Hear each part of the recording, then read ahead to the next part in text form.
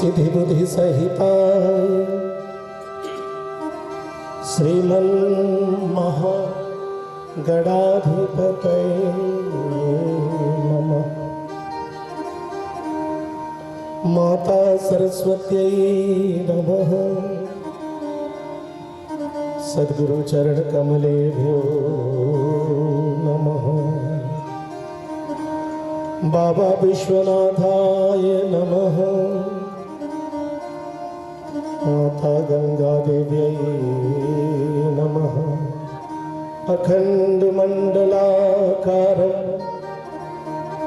व्याप्तं येन चराचरं तत्पदं दर्शितं येन तस्मै श्री गुरवे नमः।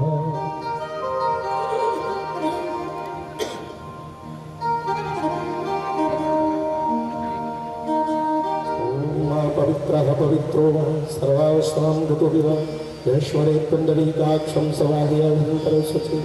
ओम पुनः पुंडरीकाक्ष पुनः पुंडरीकाक्ष पुनः ज्येष्ठान्ते मुक्तिं विधेम।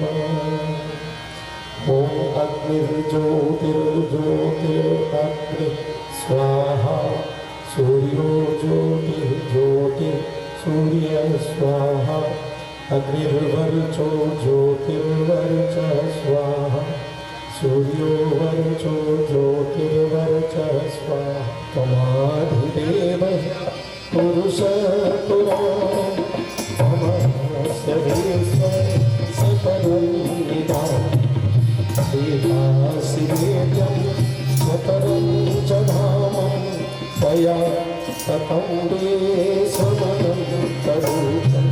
नमस्ते सतेते जगत्कारणाय नमस्ते सिते सर्वलोकत्रयाय।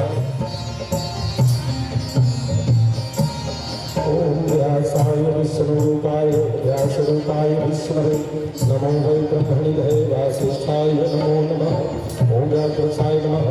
आवाह्यामि स्थापयामि ध्यायामि।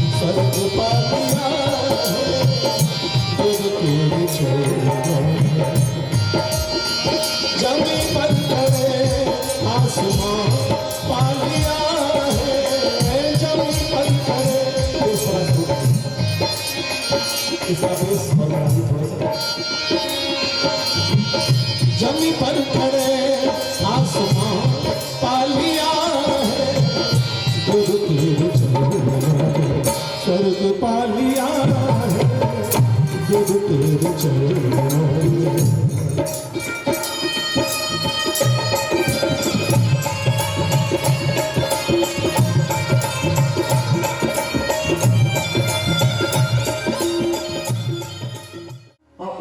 परम पूज्य गुरुदेव पंडित श्री राम शर्मा आचार्य का भी नाम आता है।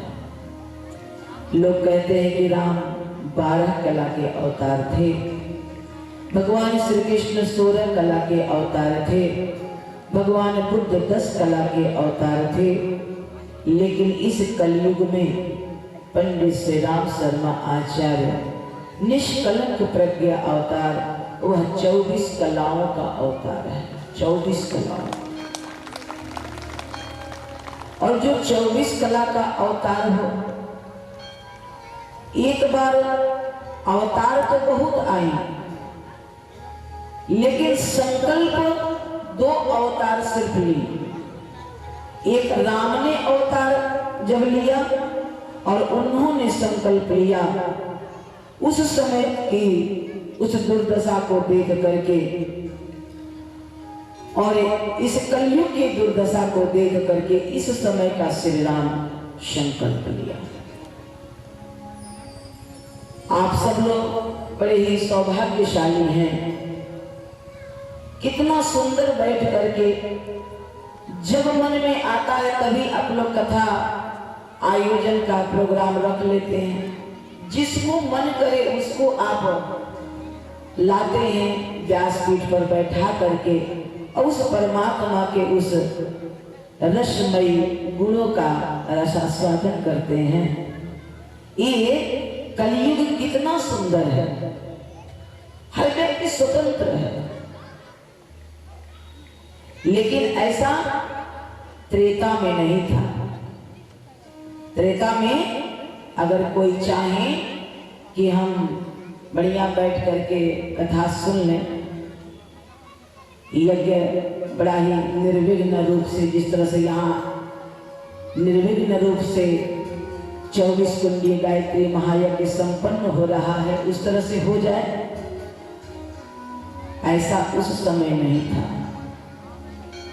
जय विधि होहि धर्म की हानि, जब जब हो धर्म की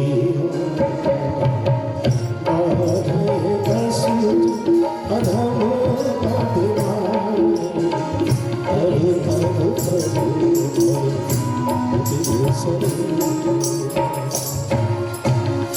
किसने कहा था? रावण कह रहा है कि जिस भी प्रकार धर्म की हानि हो जाए वही काम करना है। नहीं हरि भगति जग तप ज्ञान, नहीं हरि भगति जग तप ज्ञान, सपने नहीं सुने वेद पुराण, सपने नहीं सुने वेद पुराण। जहि जहि देश धेनु द्विज पावहि, नगर ग्राम पुर आग लगावहि। इस दुनिया में मुक्ति के 3 ही साधन हैं। रावण ने क्या कर दिया कि जहि जहि देश धेनु द्विज पावहि। अगर ब्राह्मण रहेगा, अब मान लीजिए वेद व्यास जी ने बोला और उस 18 पुराण को गणेश जी ने लिख दिया, लेकिन लिखने के बाद उसको इस जगत को सुनाने वाला कौन होगा? अगर ज्ञानी विद्वान संत महात्मा न हो तब। इसलिए रावण ने कहा कि जिस भी देश में, जिस भी गांव में सबसे ज्यादा गौ पाया जाए और सबसे ज्यादा ब्राह्मण पाया जाए, बिना सोचे बिना समझे उस गांव को जला करके राख कर दिया जाए। क्यों? गौ माता रहेंगी तो शुद्ध घी मिलेगा, तो यज्ञ होगा, और जब यज्ञ होगा तो देवता तृप्त होंगे। जब देवता तृप्त होंगे और प्रसन्न होंगे तो अपना अनुदान वरदान बरसाएंगे, तो ये दुनिया वाले दिन दिन फलित होंगे यज्ञ से। और ब्राह्मण रहेगा तब ये ज्ञान की बातें सुन सुन करके ये सब के सब विद्वान बन जाएंगे, और मैं किसी को दबा नहीं पाऊंगा, मैं अपने अनुसार चला नहीं पाऊंगा। लेकिन अब कितना अच्छा है इस युग में। लोग कहते हैं कलयुग बड़ा खराब है। कलयुग खराब नहीं है, सबसे उत्तम अगर कोई चीज है तो कलयुग है। कलयुग में जितना धर्म कर्म हो रहा है वो उतना किसी युग में नहीं होता। तो आज की जो पावन प्रज्ञा पुराण की कथा हम सब लोग लेकर के चलेंगे, उसमें परम पूज्य गुरुदेव ने जितने भी जो धर्म है, ग्रंथ हैं, वो अपने अनुसार लिखे गए हैं, लेकिन परम पूज्य गुरुदेव ने उन्हीं बातों को आज के समय अनुसार, आज की आवश्यकताओं के अनुसार परम पूज्य गुरुदेव ने उन बातों को लिखा है। कहते हैं कि श्रद्धा लभते ज्ञानम। जिस व्यक्ति के अंदर अगर श्रद्धा है उसे ही ज्ञान का लाभ मिलता है। अगर श्रद्धा न हो तब मान लीजिए किसी को प्यास न लगी हो और उसको ले जाकर के आप पानी दे दें तो क्या करेगा? एक घूंट पिएगा, रख देगा। लेकिन अगर किसी को बहुत प्यास लगी हो तब वो पूरा का पूरा गिलास खाली कर देगा, क्योंकि उसको प्यास लगी है। उसी तरह से इस भारत भूमि की मिट्टी ऐसी है, इस भारत भूमि के कण-कण में अध्यात्म है और कण-कण में भगवान है। यहां ज्ञान की बातें हर व्यक्ति जानता है, जानने में कोई कमी नहीं है। कमी कहां पड़ गई? उसको मानना नहीं चाहता है। हम जानते तो हैं लेकिन मानना नहीं चाहते हैं। और परम पूज्य गुरुदेव ने कहा कि एक गायत्री परिवार का जो निर्माण हो रहा है, ये जो गायत्री मंत्र दिया जा रहा है, ये गायत्री मंत्र इसीलिए है कि हमारी जो उच्छृंखल बुद्धि है वह उच्छृंखल बुद्धि क्या हो जाए? प्रज्ञा में परिवर्तित हो जाए, सद्बुद्धि में परिवर्तित हो जाए, सद्गुण में परिवर्तित हो जाए, हमारे अंदर माधुर्य आ जाए, हमारे अंदर प्रेम आ जाए। और जब एक इंसान के अंदर वो सारे गुण आ जाते हैं जो देवताओं के अंदर होते हैं तो हर व्यक्ति पूजनीय हो जाता है। आज कोई ऐसा देश नहीं है जहां पर गायत्री परिवार ना हो। आज कोई ऐसा देश नहीं है जहां पर ये अश्वमेध यज्ञ न हो रहे हैं। और कौन करा रहा है? वो सत्ता जिसने संकल्प लिया वो चले गए, सूक्ष्म हो गए, कारण सत्ता में चले गए। परम पूज्य गुरुदेव ने कहा बेटा मैं शरीर तो छोड़ रहा हूं लेकिन मैं सबके हृदय में समा जाऊंगा, क्योंकि आने वाला समय जनसंख्या बहुत ज्यादा है और सबसे ज्यादा अगर किसी का दूषित है तो मन है। मन अगर परिवर्तित कर दिया जाए तब मन परिवर्तित हो गया तो बुद्धि स्वतः परिवर्तित हो जाती है, और जब बुद्धि स्वतः परिवर्तित हो जाती है तो विचार परिवर्तित हो जाता है, और विचार परिवर्तित हो जाता है तो इंसान का चरित्र परिवर्तित हो जाता है, और जब चरित्र परिवर्तित हो जाता है तो समाज परिवर्तित हो जाता है। सबसे ज्यादा जरूरी है चिंतन को बदलना, और वही चिंतन को बदलने का काम किसको मिला? परम पूज्य गुरुदेव को मिला। परम पूज्य गुरुदेव राम ने संकल्प लिया, निश्चरहीन करो जग माहे, बुझ उठाए प्रण की। बंदा बैरागी ने संकल्प लिया जब समर्थ गुरु रामदास थे और जब अपने देश पर इतना संकट था, उस समय जब बंदा बैरागी एक जंगल में तप कर रहे थे, समर्थ गुरु रामदास ने कहा कि क्यों तुम्हारा ये हृदय, तुम्हारा ये मन क्या भगवान में लग रहा है? जहां हाहाकार मचा है, जहां मानवता बिलख रही है, जहां बहन बेटियां बिलख रही हैं, क्या तुम्हारा मन उस परमात्मा में लग रहा है? अरे मूर्ख, ये जनता ही जनार्दन है। परमात्मा की सच्ची सेवा अगर किसी को करने का मन हो तो आप किसी दुखियारे बस्ती में चले जाना, कहीं कोई गरीब बस्ती में चले जाना, जहां बच्चे नंगे घूम रहे हैं, जहां लोग कूड़े से उठा करके रोटियां खा रहे हैं, आप वहां जाना। आपको अगर बहुत भगवान ने दिया है तो आप हॉस्पिटलों में जाइए। कितने लोग हैं जो दवाएं तो खा रहे हैं लेकिन उस बेचारे के पास ये नहीं है कि उस दवा के साथ थोड़ा फल भी खा ले, थोड़ा दूध भी पी ले। नहीं है, मजबूरी है, दवा नहीं खाएगा तो जिंदा नहीं रहेगा। लेकिन उस दवा के साथ साथ भी कुछ हमें मिलना चाहिए। वो कौन देगा? जिसके पास है। हम पूजा को विडंबना बना दिए। हम क्या सोचते हैं, हम पूजा करते हैं, भगवान जी को ले आकर के पूजा कर देंगे और भगवान जी खुश हो जाएंगे। लेकिन गुरुदेव ने क्या कहा कि बेटी, अगर मान लो तुम पूजा कर रही हो, अब बहुत सारी माताएं हैं, अभी शिवरात्रि पड़ेगा या कोई भी चीज पड़ेगा, तो आप फल ले आती हैं, एकदम छोटा छोटा काट करके एक एक टुकड़ा सब भगवान पे चढ़ा देती हैं, चढ़ा देती है ना।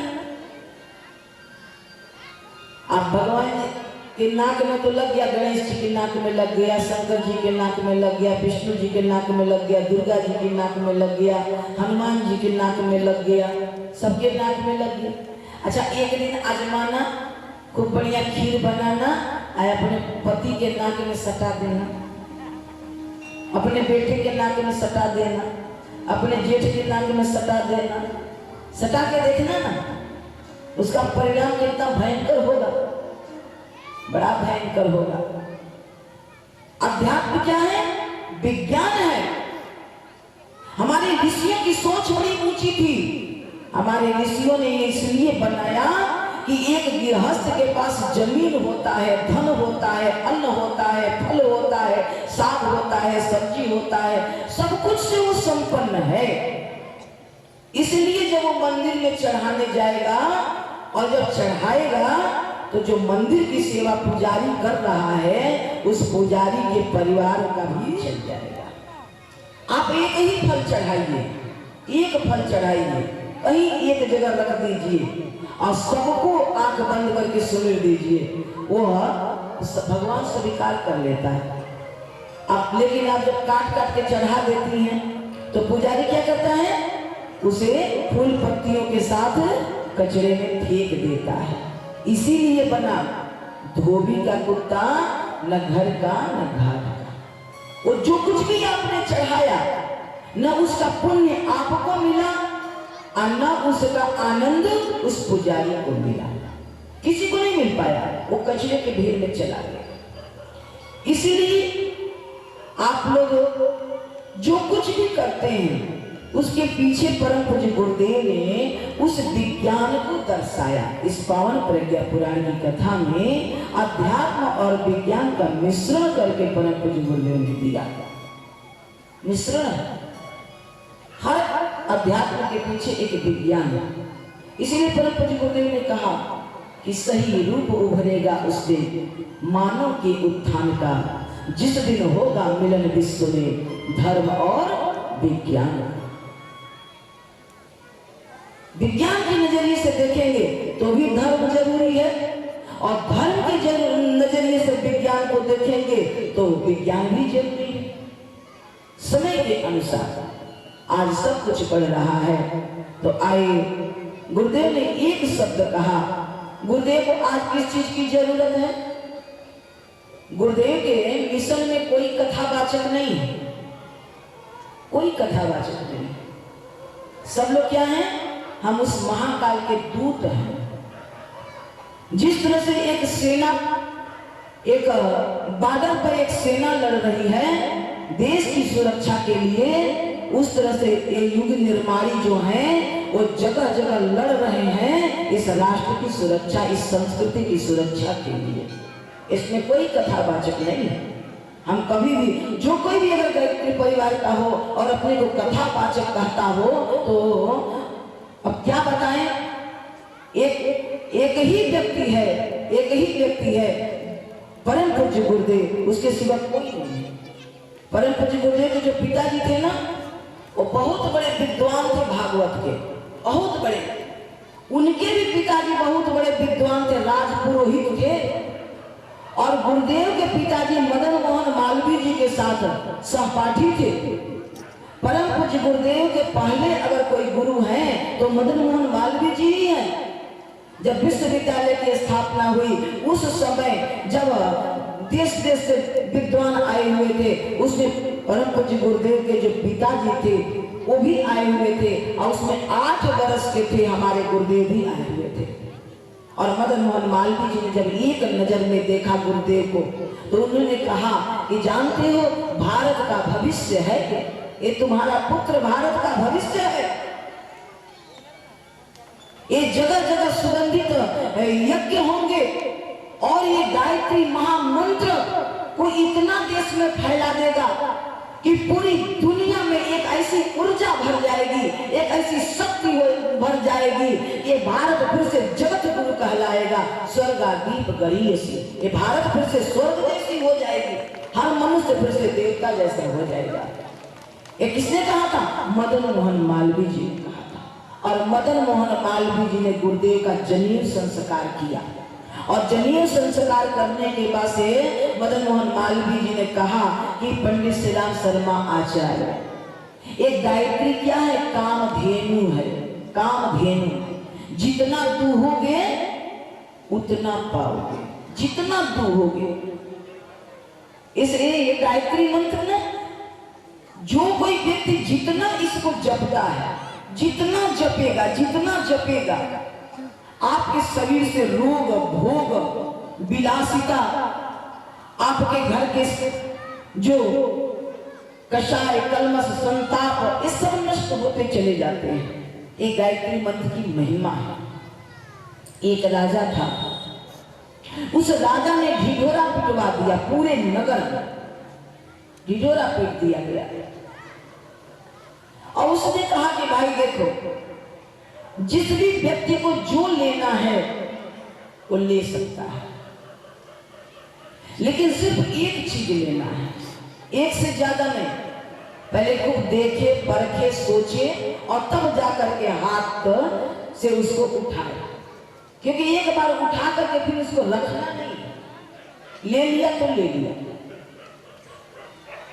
अब पूरे नगर के लोग इतने प्रसन्न हो गए कि आज राजभवन में जो भी इतनी रानियां हैं और जो इतने सुंदर सुंदर वस्त्र पहनती हैं, आभूषण पहनती हैं, राज दरबार का सारा चीज प्रदर्शनी में लग गया।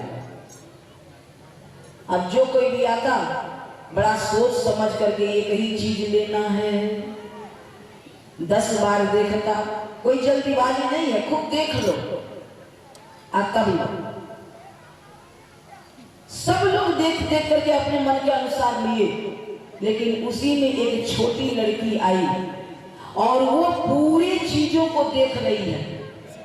पूरी चीज को देखते देखते देखते देखते, जहां राजा ऊंचे आसन पर बैठे थे, वो देखते देखते देखते देखते इधर आसन की तरफ आ रही थी। राजा जी देख रहे थे दूर से, एक छोटी 9 साल की कन्या है। अब इस बिचारी को समझे नहीं आ रहा है कि कौन सा चीज ले। एक से एक खिलौना पड़ा था, एक से एक मिठाई पड़ा था, एक से एक कपड़े पड़े थे, लेकिन लग रहा है कि इस बालिका को समझ में नहीं आ रहा है कि क्या ले। और धीरे धीरे वो बालिका बढ़ते बढ़ते बढ़ते बढ़ते जहां राजा जी बैठे थे वहां चढ़ गई। किसी ने कोई रोका नहीं, रोकने का उसमें अलाउ नहीं था। सब लोग अपने मनवाली कर सकते हैं, किसी को कहीं रोकना टोकना नहीं। और वो राजा जी के पास गई और राजा के शरीर पर अपना हाथ रख दिया। राजा जी बोले कि बेटी, इतने खिलौने थे, इतनी मिठाइयां थी, अब तुम आके मेरे ऊपर हाथ रख दी। बोली बेटी मत बोलिए, आपने ढिढोरा पीटा था कि हर व्यक्ति का आज अधिकार है कोई भी चीज ले, तो मैं कोई एक चीज लेती, इसलिए मैंने सोचा कि क्यों न मैं आपको ही ले लूं। अगर आप मेरे हैं तो पूरा राज दरबार मेरा, पूरा राज। उसी तरह से परम पूज्य गुरुदेव ने कहा, एक गायत्री मंत्र क्या है? मंत्रों का राजा है। जो एक गायत्री मंत्र को अपना लेता है उसे दुनिया का समस्त विभूतियां मिल जाता है, वो बार बार लेने की जरूरत नहीं पड़ती। ऐसा गायत्री महामंत्र है। और उस गायत्री महामंत्र को आज जगह जगह, हर गांव, हर क्षेत्र में फैलाया जा रहा है। बड़े बड़े हमारे आचार्य, विद्वान, सब लोग के बड़ी परेशानियां बढ़ रही हैं कि भाई गायत्री मंत्र बोल करके नहीं कहा जाता है, आज सबको खुलेआम सुनाया जाता है। गुरुदेव ने कहा कि बेटा, हम अच्छी चीजों को जब दबा देते हैं ना, तो बुरी चीजें पनपने लगती हैं। अब मान लीजिए आप साग सब्जी बोती होंगी या खेत में फसल बोया जाता है, तो जो असली पौधा होता है ना उसकी उपज कम होती है, लेकिन उसी चीज में जो खरपतवार होता है ना उसकी उपज बड़ी तेजी से होती है कि नहीं होती? लेकिन फिर भी किसान मोह करता है क्या, पहले उस घास को काट देता है, चाहे कितना हो तंदुरुस्त हो, कितना हो प्रोग्रेसवान हो। बचाना किसको है? मूल को बचाना है। मूल को बचेगा, अगर मूल बच जाएगा ना तो ये वो साल भर के लिए हमारे भोजन की व्यवस्था हो जाएगी। उसी तरह से आज उस मूल को बचाने के लिए एक गायत्री परिवार लगा हुआ है। पूरे विश्व के कोने कोने में हम सब लोग गृहस्थ धर्म में रहते हुए, अपने परिवार में रहते हुए उस परम पूज्य गुरुदेव के कार्यों को आगे बढ़ाने के लिए हम सब लोग लगे हुए हैं। इसलिए हमारे अंदर कोई खूबी नहीं है। जिस तरह से हमारी दीदियां सुबह से लेकर शाम तक अपने घर में काम करती हैं, मैं भी अपने परिवार में काम करती हूँ। मेरा भी एक परिवार है, मेरा भी पति है, बच्चे हैं, एक अपनी दुनिया है। लेकिन हम सब लोग क्या हैं? एक संकल्प है हमारे मन के अंदर। हम क्या करेंगे? जब जब समय हमको मिलेगा हम अपने गुरु के लिए चलेंगे, अपने गुरु के लिए मिलेगा। गायत्री माता की